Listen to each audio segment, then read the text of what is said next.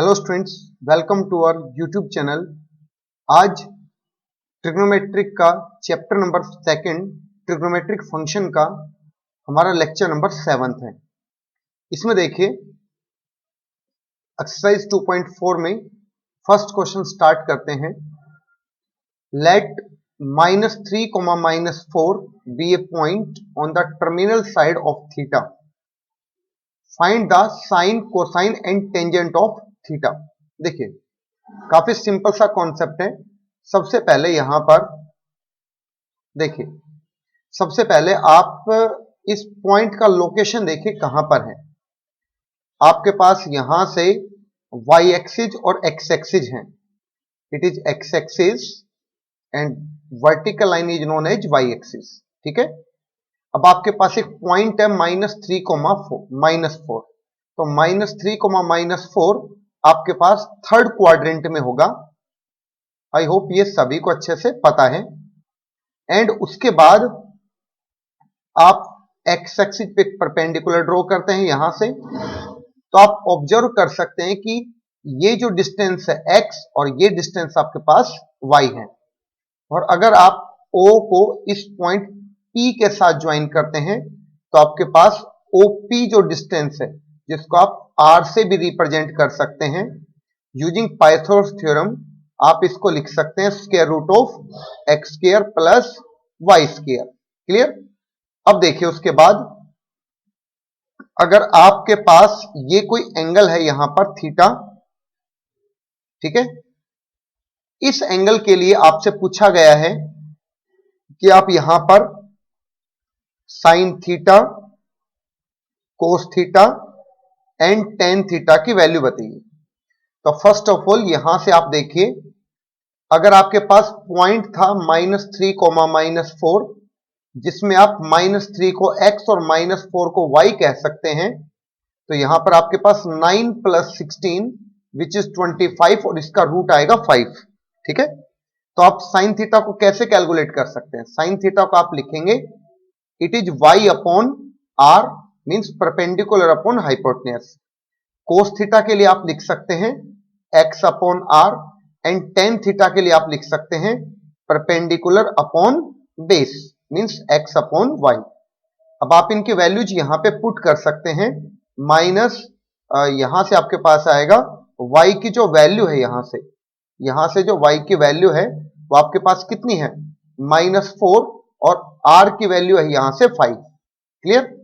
उसके बाद x की अगर बात करते हैं तो x की वैल्यू आपके पास है यहां से -3 एंड r की वैल्यू आपके पास है 5। सिमिलरली यहां से y की वैल्यू आपके पास है -4, x की वैल्यू है -3, तो फाइनली यहां से आपके पास 4/3 आएगा। क्लियर। आई होप सभी स्टूडेंट्स को काफी अच्छे से क्वेश्चन समझ में आ गया होगा। नेक्स्ट क्वेश्चन की बात करते हैं। देखिए इसमें देखिए स्टूडेंट्स कि आपको पूछा गया है यहां पर कि find the reference angle which is theta dash of the following angle in standard position. ठीक है। तो सबसे पहले आप रेफरेंस एंगल को समझिए क्या होता है। देखिए आपके पास अगर कोई एंगल है थीटा, लेट अस सपोज ये कोई लाइन है और एक्स एक्सिस के साथ यहां से कोई एंगल थीटा हो रहा है, तो आप इसका रेफरेंस एंगल भी क्या कह सकते हैं? Theta dash. ठीक है। मतलब थीटा, तो आपके पास थीटा तो एक स्टैंडर्ड पोजीशन का एंगल दिया हुआ है एंड थीटा डैश उसका रेफरेंस एंगल है। तो रेफरेंस एंगल क्या होता है? एक तो ये एक्यूट एंगल होता है। ठीक है। First of all it is acute angle made by x axis in nearest position. ठीक है। तो देखिए अगर इस लाइन का जो ये एंडिंग लाइन है, ठीक है, ये एंडिंग लाइन एक्स एक्सिस के साथ कितना एंगल क्रिएट कर रही है? देखो एक तो यहां से एंगल इस तरफ से क्रिएट हो सकता है या फिर इसी डायरेक्शन में थीटा जैसा है वैसा क्रिएट हो सकता है। तो आप यहां से ऐसे समझिए कि जो नियरेस्ट है वो कौन सा होगा? वो जो मैंने पहले ड्रॉ किया वही होगा। ठीक है। तो आपके पास फर्स्ट क्वाड्रेंट में आप थीटा को ऐसे रिप्रेजेंट कर सकते हैं जो थीटा के लिए और थीटा डैश के लिए सेम होगा। लेकिन अगर एंगल आपके पास थीटा इधर से है, ये एंगल आपके पास अगर थीटा है सेकंड क्वाड्रेंट में, तो थीटा डैश फिर एक्स एक्सिस के रेस्पेक्ट में स्मॉलेस्ट यानी कि एक्यूट एंगल अपोजिट साइड में होगा, जो सेकंड क्वाड्रेंट में एक्स डैश की तरफ से आ रहा है। क्लियर?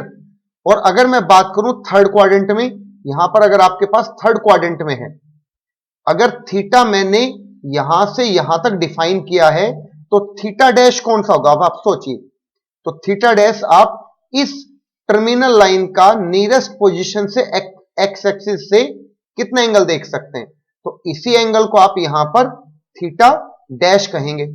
ओके, एंड फोर्थ की अगर बात करूं, आपके पास यहां तक कोई लाइन है और वो यहां तक थीटा एंगल क्रिएट कर रही है, तो थीटा डैश उस केस में यहां से लेके यहां तक थीटा डैश होगा, विच इज रेफरेंस एंगल। अब देखिए, काफी सारी क्लियरिटी आपको जब मैं ये क्वेश्चन आपको कराऊंगा तब आएगी। तो अगर मैं इसके फर्स्ट पार्ट की बात करता हूं, तो सबसे पहले मैं 300 को एक्चुअली प्लॉट करता हूं कि 300 होता कहां पर है। तो आपको पता है 300 270 एंड 360 के बीच में होगा, तो कहीं तो ये फोर्थ क्वाड्रेंट में होगा एंड ओरिजिन से स्टार्ट होता हुआ यहां तक आएगा। ठीक है, ये आपके पास theta is equal to 300 degree है। अगर इसके रेफरेंस एंगल की बात की जाए, तो इस एंगल को आप थीटा डैश को रेफरेंस एंगल कहेंगे एंड यहां से एक कितना होगा, देखिए इसको फाइंड आउट करने के लिए आप ऐसे समझिए, आपके पास टोटल तो 360 हो गया, और अगर आप इस थीटा डैश को यहां से फाइंड आउट करना चाहते हैं, तो 360 में से आप 300 को सब्ट्रैक्ट कर सकते हैं, तो आपके पास यहां से 60 डिग्री आ जाएगा। क्लियर? तो फर्स्ट का आंसर हो गया 60 डिग्री। अब देखिए इसका सेकंड पार्ट बी, इसमें अगेन आपने X axis and Y axis को प्लॉट किया है, थीटा इज इक्वल टू 2.3 है। अब सबसे पहले तो आप इसको समझो, ये आपके पास एंगल है π/2, यहां से होता है पाई, और इसकी नियर अबाउट वैल्यू π/2 की वैल्यू 1.57 के अप्रोक्स होती है।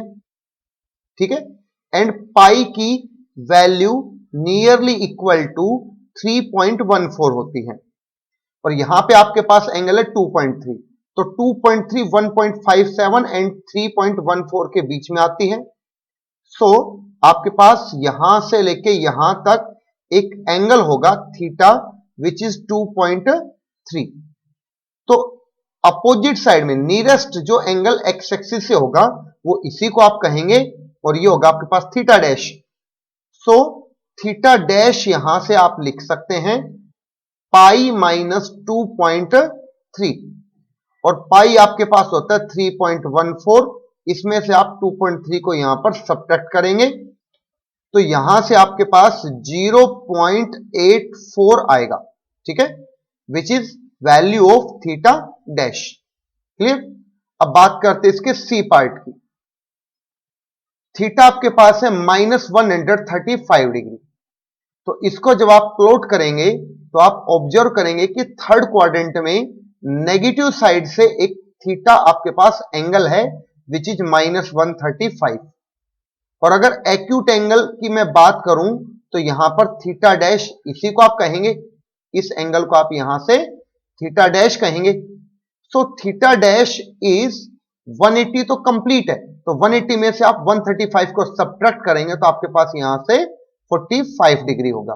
क्लियर? आई होप सभी को रेफरेंस एंगल का कॉन्सेप्ट काफी अच्छे से समझ में आ गया होगा। अब चलते हैं नेक्स्ट क्वेश्चन पर। देखिए इसमें evaluate each of the following trigonometric functions, तो देखिए इसका हम एक अल्टरनेटिव मेथड आगे पढ़ेंगे जो काफी अच्छा है इससे, बट यहां पर हम इसी कॉन्सेप्ट को समझने के लिए यहां से ऐसे समझ सकते हैं। देखिए कि सबसे पहले आपके पास यहां से फर्स्ट क्वाड्रेंट जो होता है उसमें आपको पता है ऑल ट्रिग्नोमेट्रिक फंक्शन पॉजिटिव होते हैं। सेकंड जो क्वाड्रेंट है उसमें आपके पास साइन एंड कोसिकेंट ही पॉजिटिव होते हैं, ये मैंने आपको बता दिया था पहले ही। अगर किसी स्टूडेंट ने पीछे के लेक्चर अटेम्प्ट नहीं किए हैं तो पहले उनको जरूर देखिए, वहां पर ये सारी बातें मैं काफी डिटेल से समझा चुका हूं। अब देखिए थर्ड क्वाड्रेंट में आपके पास टेन एंड कोट दोनों के दोनों पॉजिटिव होते हैं, और in fourth quadrant cos and sec both positive. ठीक है, अब देखिए सबसे पहले बात करते हैं कोस 4π/3 की। तो सबसे पहले आप देखिए 4π/3 कहां पर लाई करता है। 4π/3 इसको आप लिख सकते हैं एक्चुअली पाई प्लस π/3, तो यहां से यहां तक तो पाई हो गया और π/3 आप आगे चले गए, तो ये जो लाइन है यह है 4π/3 की लाइन। ठीक है, मतलब कुछ स्टैंडर्ड एंगल है, और अगर आप इसका रेफरेंस एंगल देखना चाहते हैं तो रेफरेंस एंगल यहां पे थीटा डैश होगा, उसकी वैल्यू कितनी हो जाएगी यहां से π/3।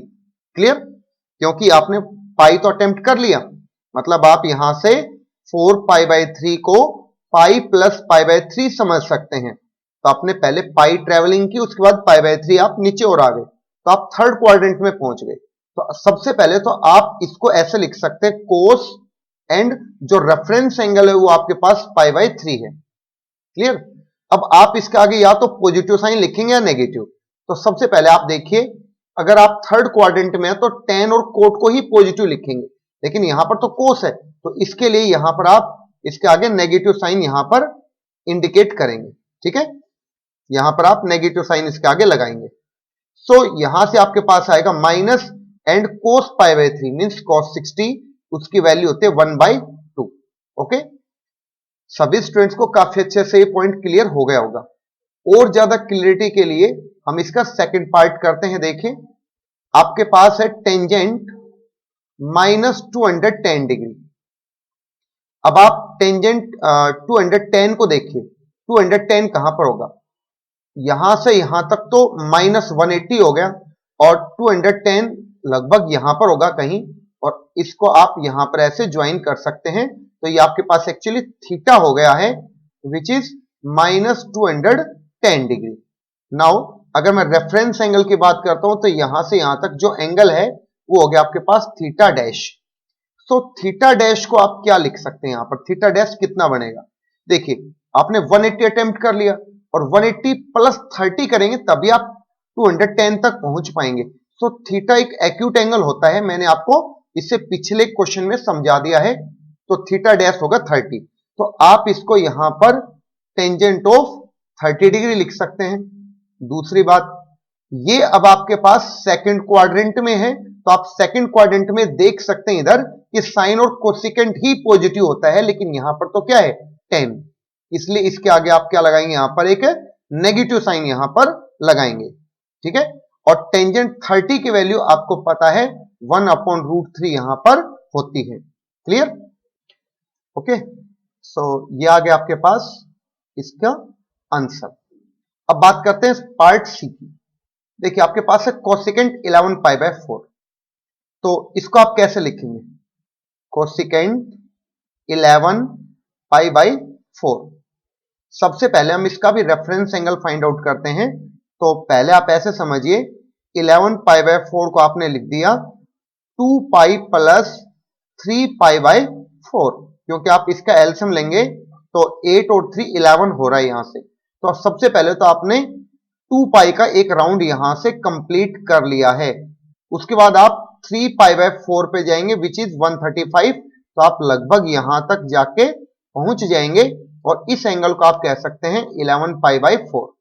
क्लियर, अब आप देखिए जो आपका रेफरेंस एंगल होगा वो यहां से लेके यहां तक होगा। ठीक है, विच इज थीटा डैश।